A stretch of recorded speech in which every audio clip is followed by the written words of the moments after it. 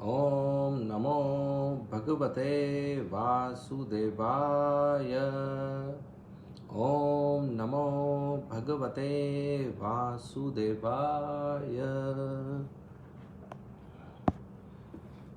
Okay, today we are reading from Srimad Bhagavatam, Canto 1 entitled Creation, Chapter 14, The Disappearance of Lord Krishna, verse number 11. Urav akshi bhavo mayam spuranti anga puna puna vepatuschapi hridaye aradashyanti vipriyam. Translation and purport by Srila Prabhupada. Translation: the left side of my body, my thighs, arms and eyes are all quivering again and again. I am having heart palpitations due to fear. All this indicates undesirable happenings. Purport by Srila Prabhupada. Material existence is full of undesirables. Things we do not want are forced upon us by some superior energy, and we do not see that these undesirables are under the grip of the three modes of material nature. When a man's eyes, arms and thighs quiver constantly, one must know that something is going to happen which is undesirable. These undesirables are compared to fire in a forest. No one goes into the forest to set fires, but fires automatically take place in the forest, creating inconceivable calamities for the living beings of the forest. Such a fire cannot be extinguished by any human efforts.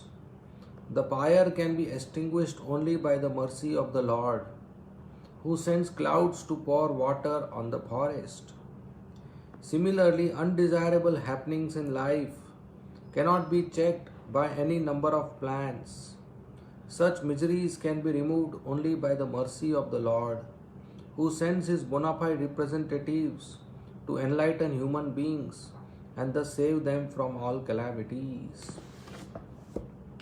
Om Agyantimirandhasya Jnananjana Shalakaya Chakshu Unmilitam Yena Tasmai Shri Gurave Nama. Nama Om Vishnu Padaya Krishna Preshthaya Bhutale Srimate Bhakti Vedanta Swami Iti Namine. Namaste Saraswati Deve Gauravani Pracharine Nirvishesha Shunyavadi Paschatya Deshatarine. Jai Shri Krishna Chaitanya Prabhu Nityananda.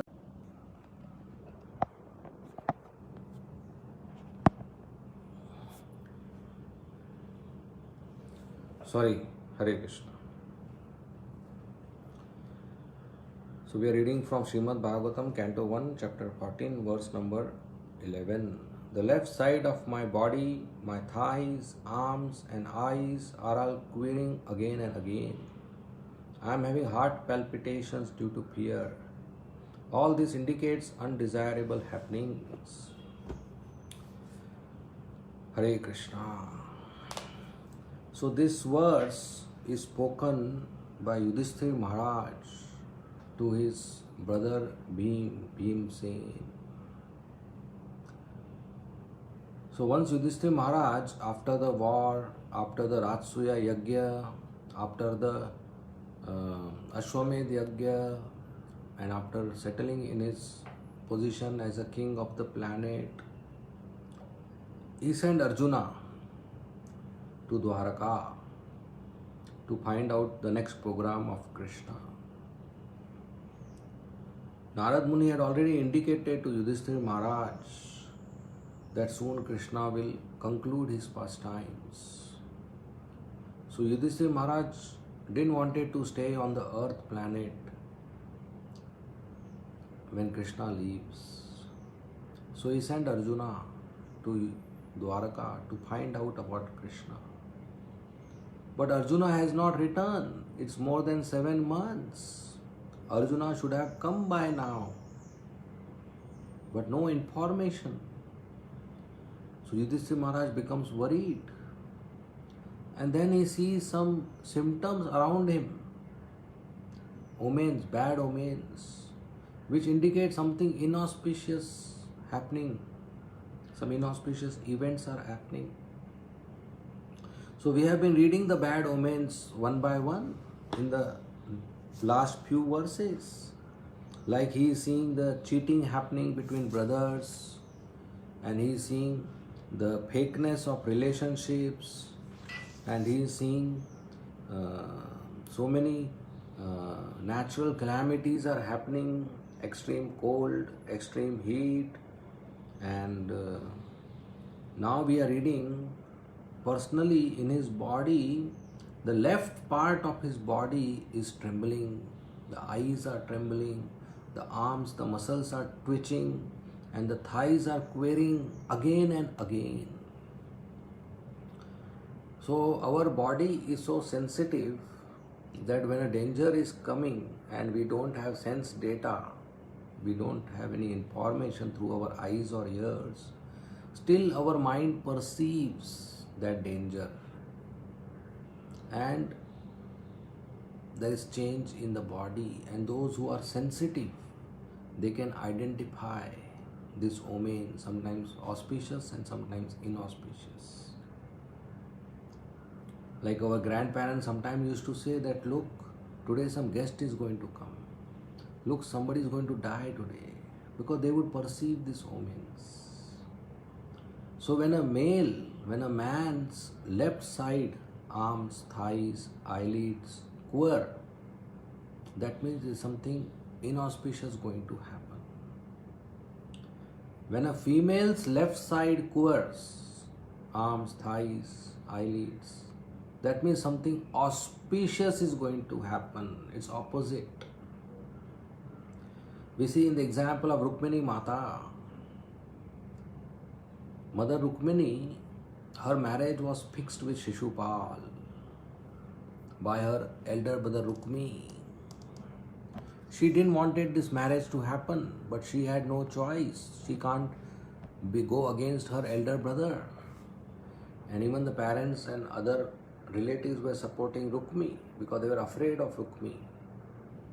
So she wrote a letter to Krishna Dwarkadish and sent it through a honest Brahmana in secret. And a night before marriage, next day is marriage, at the night she was not getting sleep. She was feeling restless. She was having tears in her eyes. And she was walking, pacing back and forth in the room because her mind was very much in anxiety. And she was having several thoughts and questions in her mind. That did the Brahmana reach Dwarka or not? Because who knows, Rukmi may have some spies who will arrest the Brahmana. If he reached Dwarka, did he reach on time? If he reached on time, could he meet Dwarkadish or not? If he met Dwarkadish, could he give the letter or not? Did Dwarkadish read the letter or not? If he read, did he throw it in dustbin? Or did he agree to come and kidnap me and protect me? If he agreed to come, will he reach here on time or not? See, so many questions she has. So she is restless. She is disturbed in her mind. She is thinking about the Brahmana, whether he reached or not. Then is thinking about Brahmana, whether he met Dwarkadish or not. Then is thinking whether Dwarkadish accepted request or not. Then she is thinking that whether Dwarkadish will reach here or not. So she is going mad with tears in her eyes. No sleep and no alternative what to do. She is going mad in love, in separation from Krishna. And that time at night, Krishna with the Brahmana, he reached Vidarbha. He reached the Rukmini city. And he knew what is going on in Rukmini's mind. And he was wanting to pacify Rukmini Devi. So he sent the Brahmana inside, go and meet Rukmini and tell her, don't worry, Krishna has come to protect and kidnap you. In between, what happened is, while Rukmini was feeling very restless and Krishna was still reaching Dwarka, Rukmini's left arm, left eye and left thigh started trembling, started quivering. And Rukmini understood by this, oh, this is a good omen. This is some good symptom. I am going to receive some good news. That means Krishna is going to come and kidnap me. So she could recognize imminent good news of her kidnap, imminent good news of Krishna's arrival by her bodily omens. So when a man's left side quivers, that's inauspicious. When a man's right side quivers, that's auspicious. For females, it's opposite. When a woman's left side trembles, that's auspicious. And when a woman's right side quivers, that's inauspicious. So here Yudhishthira Maharaj, his left side is quivering. His thighs, his arms, his eyes are trembling again and again. And his heart is palpitating, dak, dak, dak, dak, dak, dak, in fear. Some unknown fear he has in the heart. See, devotees are so much connected to Krishna. Yudhishthira Maharaj is so close to Krishna that even though Krishna is in Dwaraka and Yudhishthira Maharaj is in Hastinapur, Hastinapur is where today Delhi, and Dwarka is today Gujarat, so far. And there Krishna is planning to leave his pastimes in earthly planet, conclude. And here Yudhishthira's heart is dhak, dhak, dhak, dhak. Sometimes this happens with mothers. When their children are in danger in some other city, they don't have any information, they feel some fear in their heart. See, there's such a fast communication between two minds. That's the nature. That's the nature of love and affection. So Yudhishthira Maharaj's heart is palpitating, very fast, beating, making sound in some unknown fear. He is the king of the planet. What fear he has? Does he have fear of enemies? Or fear of health? Or fear of wealth? Or relatives? No. The greatest fear our devotee has is losing his contact with Krishna. Losing the association of devotees. That's the greatest fear. And the greatest protection is when we are under the shelter of Krishna. The greatest protection is when we are in association of devotees serving Krishna. So in all the decisions we make in our life, the decision should be such that they are favorable to our devotional service. What is favorable, we should accept, even though it's loss or discomfort or inconvenience. And what is unfavorable, we should reject, even though it's profitable or comfortable or convenience. Anukul and pratikul. Anukul means favorable. Pratikul means unfavorable. So the main rule in Krishna consciousness is always remember Krishna, never forget Krishna. This is the main do and don't. Always remember Krishna and never forget him. So anything which is favorable to this, always remember Krishna.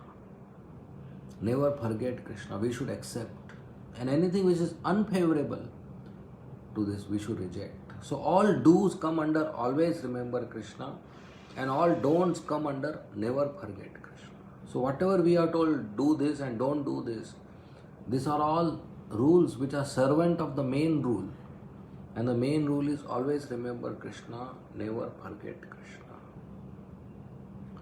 So Yudhishthira Maharaj has an unknown fear of losing Krishna's association because they are having so much great love. When Krishna was in Hastinapur after the war, so at one point of time, when everything was settled, he decided to go back to Dwarka.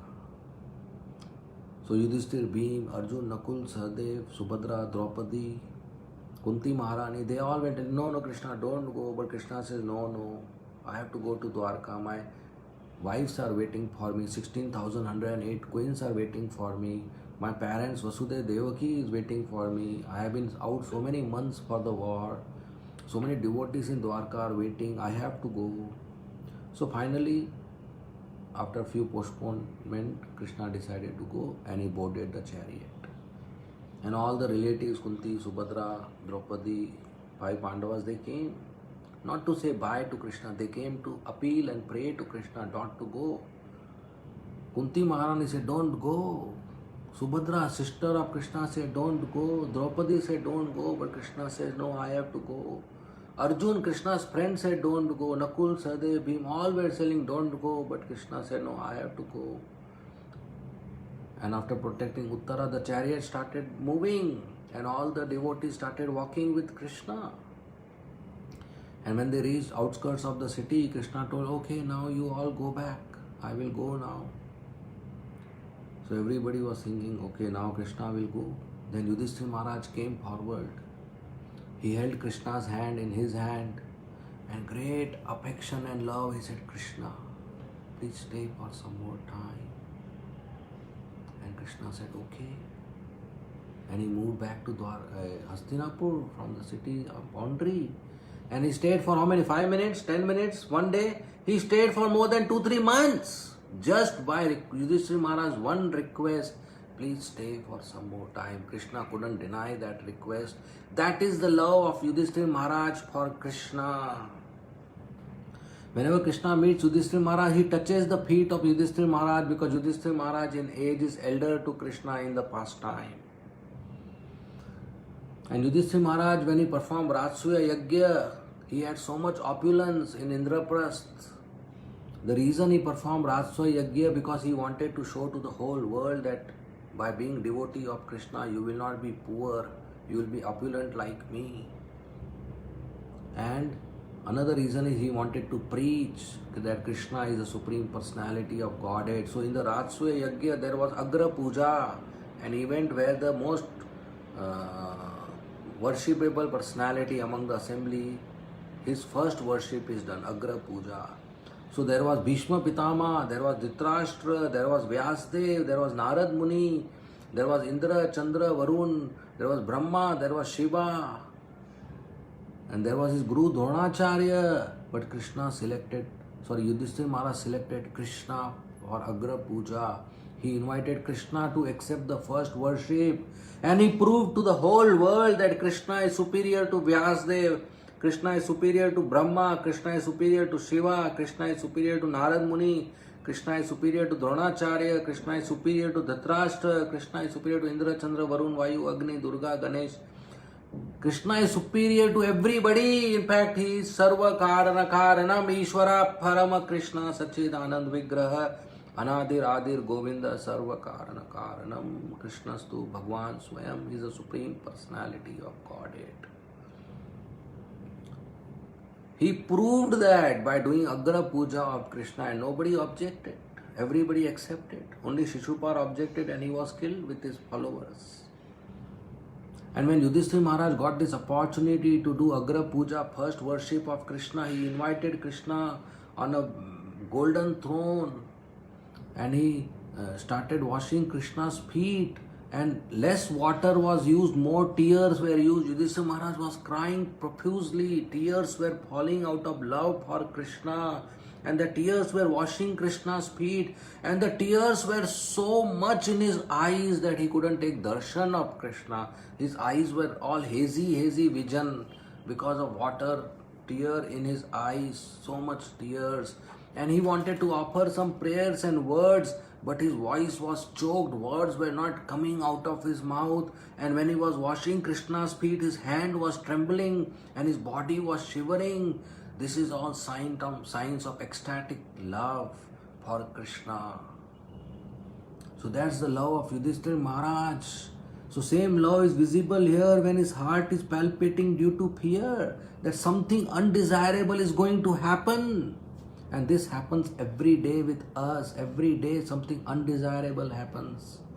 This whole COVID situation is something undesirable, but not a single person can come out of it easily. Great doctors, great scientists, and great nations, their knees are bent in front of a small virus. There's so much crisis, health crisis, medical crisis, and science crisis, and economic crisis, and relationship and social crisis because of this COVID and lockdown. We see practically. So undesirable, dukkha, this word is dukkhalayam ashashvatam. There is some superior force which pushes undesirable incidents in our life. There's something we don't want, but still it happens. I don't want to become old, but old age will come. I don't want disease, but disease will come. I don't want death, but death will come. I don't want flood, I don't want earthquake, but it will come. I don't want a mosquito biting me, but that will happen. Everything around me is not in my control. In fact, there is very less control. So there is a superior force which is acting. There are threefold miseries which are acting. And these undesirable things are happening. That's why a person is struggling. He is not happy. There is a big struggle of existence. However wealthy or powerful you are, you have to struggle. Every day in the jungle, in the forest, when the lion wakes up in his cave and comes outside, what does he see outside? One rabbit, one goat, one deer standing with folded hands. My dear king of jungle, lion, your breakfast, your lunch, your dinner has arrived. Home delivery. Does it happen? No.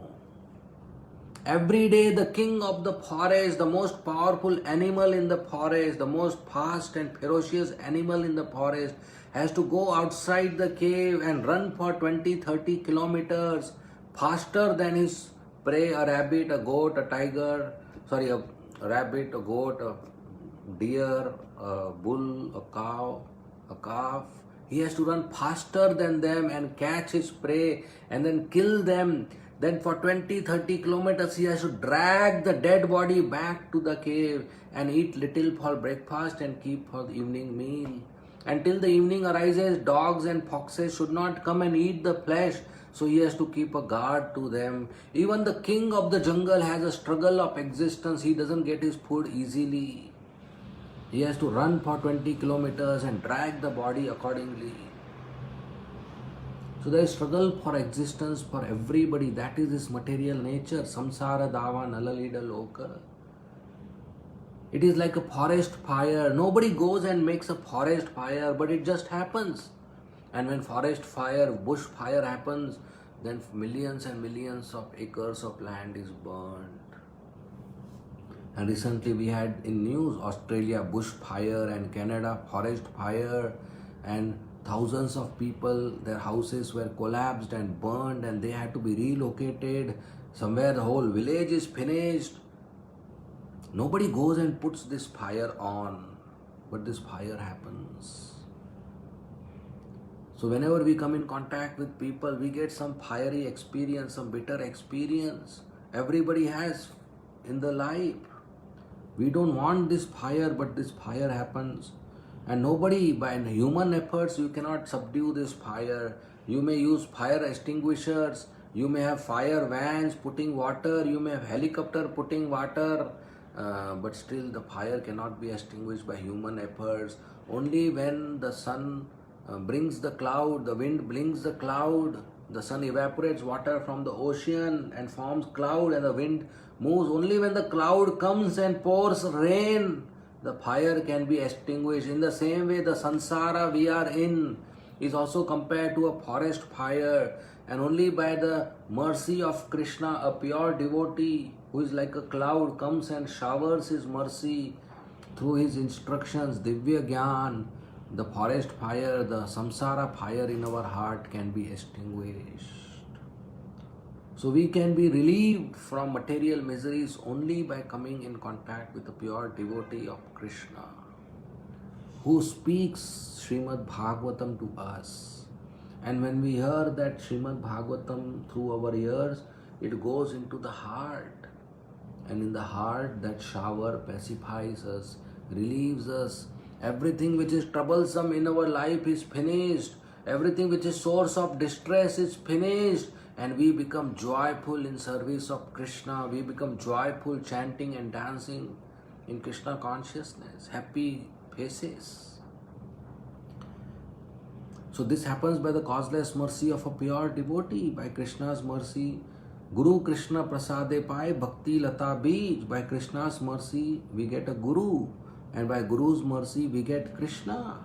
Dhruva Maharaj is 5-year-old boy, and when he is insulted by his stepmother, he becomes so upset and angry that he cries to his mother, and mother says that, look, I can't help you because the king doesn't like me.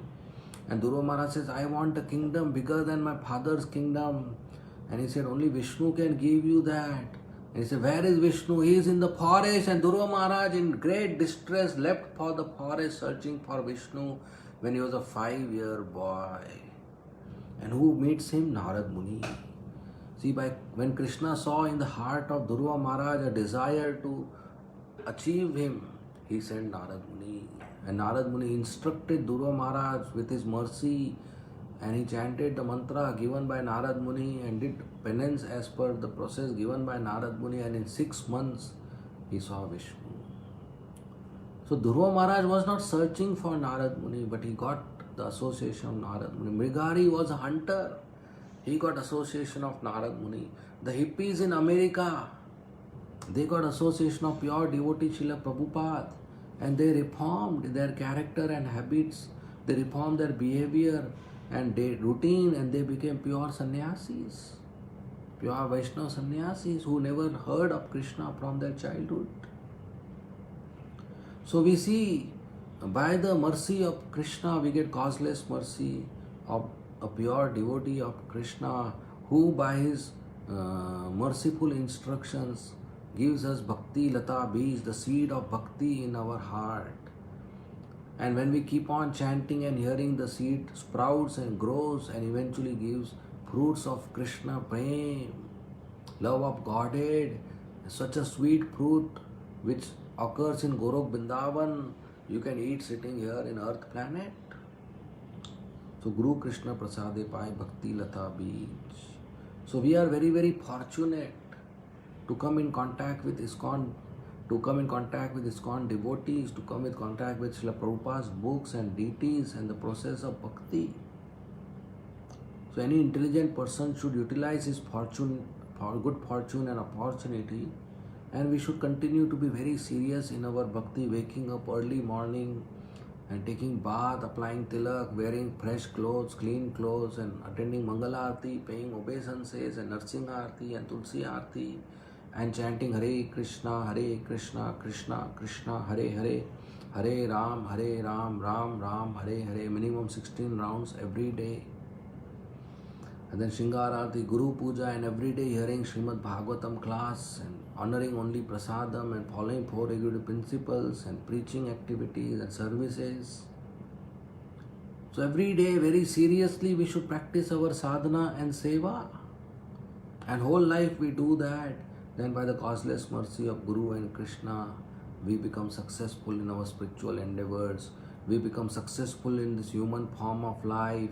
We receive Krishna Prem, the goal of human form of life, and we transfer back to Golok Vrindavan, to the spiritual world. That's the purpose of life, not sense gratification or fruitive activities, not amassing wealth and opulence, but amassing holy name and mercy of Krishna. So this we should continue, and in that way our life is successful. If we miss, then next life will become some dog or cat or insect or snake or bird or fish. Then what is the use? So we have got a very nice opportunity, and we should practice nice bhakti, so that all this bad omens and bad, inauspicious, undesirable experience we have in life we will be relieved of it. It will be finished by taking shelter of Krishna, and finally we go back home, back to Godhead, Satchit Ananda, where there is eternal festival and joy and bliss. In spiritual world, there is everyday feast, everyday festival. Every walk is a dance. Every speech is a song, and every every wish is immediately fulfilled. Every thought is a reality. That's the spiritual world. What we are doing sitting in the material world, this is not our home. Our real home is Golok Vrindavan. By some mistake we have come here, now we have to go back and eternally serve Krishna's lotus feet in the association of devotees. So that is the purpose of human form of life, and one should be seriously practicing it. Okay, we will end here. Thank you very much. Srimad Bhagavatam ki jai. Srila Prabhupada ki jai. If there are any questions or comments, you may please ask.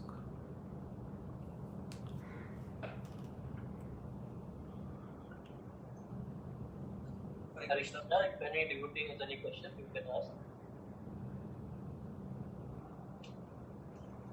Hare Krishna, Gokuleshwar Prabhu, thank you for the wonderful class. It was a short but very concise. And I just want to ask one question, Prabhuji. In Srimad Bhagavatam, first canto, if you see that we have different chapters, sometimes there is a conversation between one subject, and in another chapter there is a conversation on the other subject. Like in this chapter, previously we saw that this chapter, disappearance of Lord Sri Krishna is there.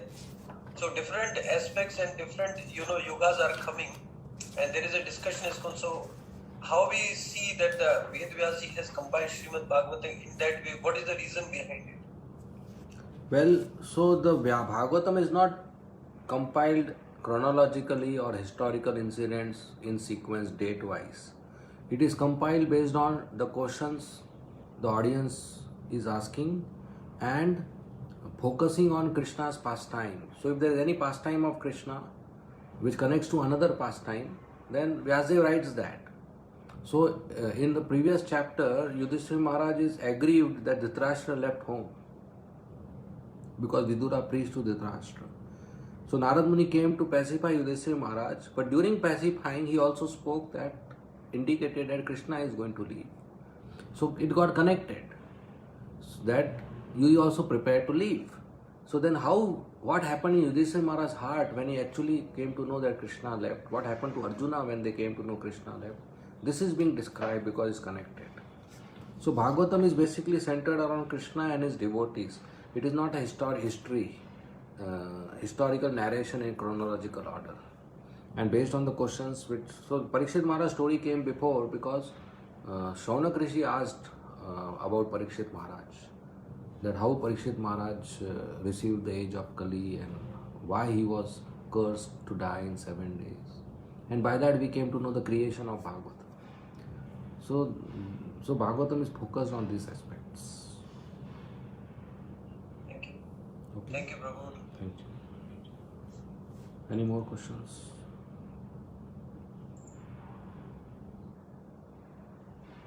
Hare Krishna. Any devotee has any further question, you can please ask. Hare Krishna, Prabhuji. Hare Krishna. Prabhuji, when Krishna disappeared, what happened to the wives and the children? For how long they were alive after his disappearance? Well, most of them also left the planet. Some of them left before Krishna, some of them left after Krishna. So Krishna arranged the whole Yaduvans to go back so that they don't stay here because there is no service. Krishna's grandson stayed for a little more time and he made many temples in Vrindavan and he installed many deities of Krishna in Vrindavan. So otherwise most of them, whole Yaduvans, Krishna arranged a fake fight between Yadus among themselves. And in that fight everybody apparently died and they all went back to spiritual world. Hare Krishna, Prabhuji. Okay? Yeah, Hare Krishna.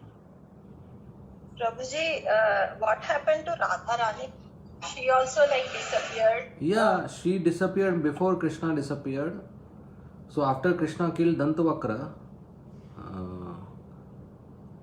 in Mathura, Krishna crossed the Yamuna and went to Vrindavan And he spent some time with Radharani, Yashoda Maya, Nanda Maharaj, Lalita Vishaka Sakhi, Sridham, Subal, cows, peacocks, monkeys. And then he called a Golok Vrindavan airplane and he made everybody sit in that, including Radharani, and everybody went back to Golok Vrindavan. Then Krishna came to again Mathura. Then he went to Dwaraka and he killed Shalva. That was the last demon he killed, Shalva. And then he also wounded up his pastimes. Okay? Thank you. The only thing he didn't send back is Govardhan, Yamuna river and Braj Raj. And of course Leela Sthalis. So Govardhan is still here, Yamuna river is still here, Braj Raj is still here and Leela Sthalis are still here so that we can go and get benefit. And after few thousands of years when Govardhan will also go, then Kali Yuga will be very great force here. And apparently very simple activities will happen. On the street people will meet just to eat each other. Whoever is weaker will become breakfast of the strong. So that's the end of Kali Yuga. So till Govardhan and Yamuna are here, is still protected. So it is opportunity we have to quickly practice bhakti and go back home, back to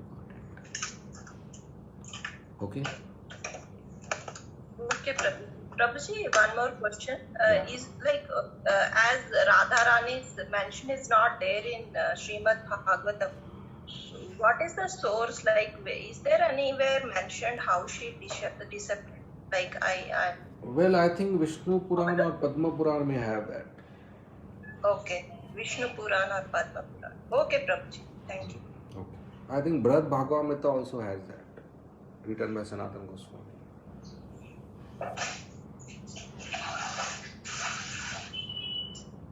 Thank you so much, Prabhuji, for wonderful class. किसी और भक्त का कोई प्रश्न तो वो पूछ सकते हैं. It will complete the lecture. Hare Krishna, Prabhuji, Dandavat Pranam. Hare Krishna, Jai.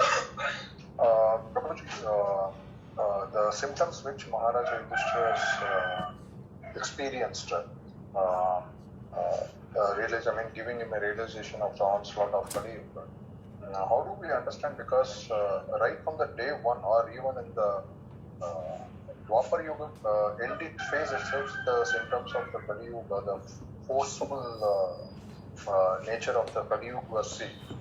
How do we understand that? Because it is, I have listened from various other acharyas where they have said that there has been a gradual degradation. But from what Maharaj Yudhishthira has experienced, it appears that at the end of the Dwapar Yuga itself, that forceful act of Kali Yuga was being experienced. How do we understand that? And the second question is, the general argument put forth by all those who are not in the Krishna consciousness is that the material advancement which we are seeing in this Kali Yuga is unparalleled as far as the materialistic point of view. So they say it as a progress. So how do we understand that from the light of degradations which we study in the Shastras? Thank you, Prabhuji. Yeah, so the symptoms seen by Yudhishthira Maharaj was in the end of Dwapar Yuga, kind of beginning of Kali Yuga. And Yudhishthira Maharaj didn't saw it every house this symptom. He saw somewhere. So something which has never happened suddenly happens in one place and few places. So it will become an alarming situation. Right? So suppose you come to know your neighbor's mother killed the child. You will be alarmed because this is not a regular happening. Right? So Yudhishthira Maharaj was alarmed that generally this doesn't happen, but suddenly this is happening. Cheating is happening, fighting is happening, violence is happening. So that was the beginning of Kali Yuga. Some elements of Kali Yuga came. And second point is Krishna's disappearance will bring inauspiciousness on the planet. And that's what Yudhishthira Maharaj saw. So that's the answer to first question. Second is material advancement. See, advancement, the very word advancement means there's something better happening. And we see technological advancement is happening, industrial revolution has happened, but life is not becoming better. If you see your own grandparents, can we mute? Okay, if you see your own grandparents, their age was much higher than us. Their expectancy of age was much higher than us. and their health was much higher than us. Their air was much purified, their food and water was much purified, their character was much good, the relationships were much better, people used to stay in joint families. So all this is lost. So so-called advancement is like a blind person is walking and you give him a car so that he can go fast. But he is blind, so fast accident will happen. So the whole goal of life, the noble qualities are lost. Teenage pregnancies, abortions, young children taking drugs and taking guns in the school and shooting. Who heard this before? And COVID is another example. So we see the situation is worse actually. Even though technological advancement is happening, even though food is faster and even the phone is smarter, but health is gone and person is gone. The person is no longer smart, only the phone is smart. So it is how you look at it. If you have fever of 100, advancement means 100 goes to below, not 100 goes to 101. So material civilization is going 100 to 101. That is not advancement. Real advancement is we are going closer to Krishna. Now we are going closer to Yamaraj. Okay? Thank you, Prabhu. Thank you. Hare Krishna. Dandavat pranam. Dandavat pranam. Any more questions? So any more questions? Okay, Prabhuji, we'll offer Vaishnava Pranam and Okay, thank you. Srimad Bhagavatam ki jai. Srila Prabhupada ki jai. Thank you. Hare Krishna. But